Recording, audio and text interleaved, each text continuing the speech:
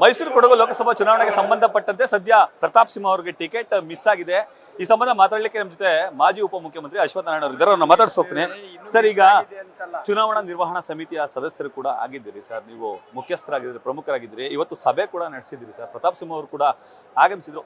Aggressive ಭಾಷಣವನ್ನ ಮಾಡಿದ್ರು. ಅವರು ಒಂದಷ್ಟು ನಾಯಕರುಗಳ ವಿರುದ್ಧ ಬೇಸರವನ್ನು ವ್ಯಕ್ತಪಡಿಸಿದ್ರು. ಟಿಕೆಟ್ ಯಾಕೆ ಸರ್ ಮಿಸ್ ಆಯ್ತು?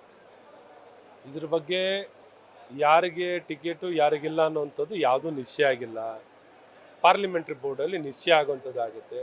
ಆ ನಿಶ್ಚಯ ಆದಾಗ ಇದ್ರ ಬಗ್ಗೆ ಎಲ್ಲ ನಾವು ಮುಂದೆ ಚರ್ಚೆ ಮಾಡೋಣ. ನಿಶ್ಚಯ ಆದಮೇಲೆ ಯಾರು ಅಭ್ಯರ್ಥಿ ಕಣಕ್ಕಿಳಿತಾರೋ ಅವ್ರ ಪರವಾಗಿ ಕೆಲಸ ಮಾಡೋಣ. ಸರ್, ಇವತ್ತು ಚುನಾವಣಾ ನಿರ್ವಹಣಾ ಸಮಿತಿ ಸಭೆ ಮಾಡಿದ್ರಿ ಸರ್. ಸಭೆಯಲ್ಲಿ ಏನೆಲ್ಲ ನಿಲುವುಗಳು ತೆಗೆದುಕೊಂಡ್ರಿ, ಏನೆಲ್ಲ ಒಪಿನಿಯನ್ಗಳು ಫಾರ್ಮ್ ಆದ್ರು? ಇವತ್ತಿನಿಲ್ಲ. ಇಲ್ಲಿನ ಈ ಸಭೆಯಲ್ಲಿ ಯಾರ್ಯಾರಿಗೆ ಚುನಾವಣೆ ತಯಾರಿಯಲ್ಲಿ ಜವಾಬ್ದಾರಿಯನ್ನು ಕೊಡಲಾಗಿದೆ, ಆ ಕೊಟ್ಟಂಥ ಜವಾಬ್ದಾರಿ ವ್ಯಕ್ತಿಗಳು ಯಾವ ರೀತಿ ಚುನಾವಣೆಗಳಿಗೆ ಕೊಟ್ಟಂಥ ಜವಾಬ್ದಾರಿಯನ್ನು ಹೇಗೆ ಪರಿಣಾಮಕಾರಿಯಾಗಿ ಕಾರ್ಯವನ್ನು ನಿರ್ವಹಿಸಲಿಕ್ಕೆ ಈ ಸಭೆಯನ್ನು ಕರೆಯುವಂಥದ್ದಾಗಿದೆ.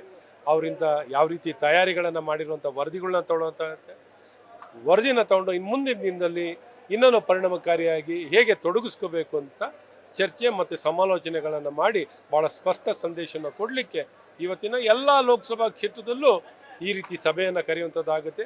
ಅದೇ ದಾರಿಯಲ್ಲಿ ಕೊಡಗು ಮತ್ತು ಮೈಸೂರು ಲೋಕಸಭಾ ಕ್ಷೇತ್ರದಲ್ಲೂ ಇದೇ ರೀತಿ ಸಭೆ ಕರೆಯುವಂಥದ್ದಾಗಿದೆ.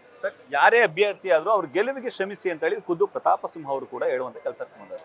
ಯದುವೀರ್ ಬರ್ತಾರೆ ಅಂತ ಮಾತಿದೆ ಸರ್. ಯದುವೀರ್ ಬಂದ್ರೆ ಕಾರ್ಯಕರ್ತರನ್ನ ಹೇಗೆ ಒಗ್ಗೂಡಿಸ್ಕೊಂಡು ಹೋಗ್ತೀರಿ? ಯಾರು ಅಂತ ಯಾರು ನಿಶ್ಚಯ ಆಗಿಲ್ಲ. ಹಾಗಾಗಿ ಇಲ್ಲಿ ಹೆಸರುಗಳು ಉಲ್ಲೇಖ ಆಗುವಂಥ ಪ್ರಶ್ನೆ ಇಲ್ಲ. ಯಾರನ್ನ ನಿಶ್ಚಯ ಆಗುತ್ತೆ ಅನ್ನೋಂಥದ್ದು ಗೊತ್ತಾಗುತ್ತೆ. ಆ ಗೊತ್ತಾದಾಗ ಚರ್ಚೆ ಮಾಡೋಣ. Thank you sir. ಇದಿಷ್ಟು ಅಶ್ವಥ್ ನಾರಾಯಣ ಅವರ ಮಾತುಗಳು. ಕ್ಯಾಮರಾ ಪರ್ಸನ್ ವಿನಯ್ ಜೊತೆ Ravi Pandavapura, news first, Mysuru. News first, ನಿರ್ಭೀತಿಯಿಂದ ನಿಮ್ಮ ಪರವಾಗಿ.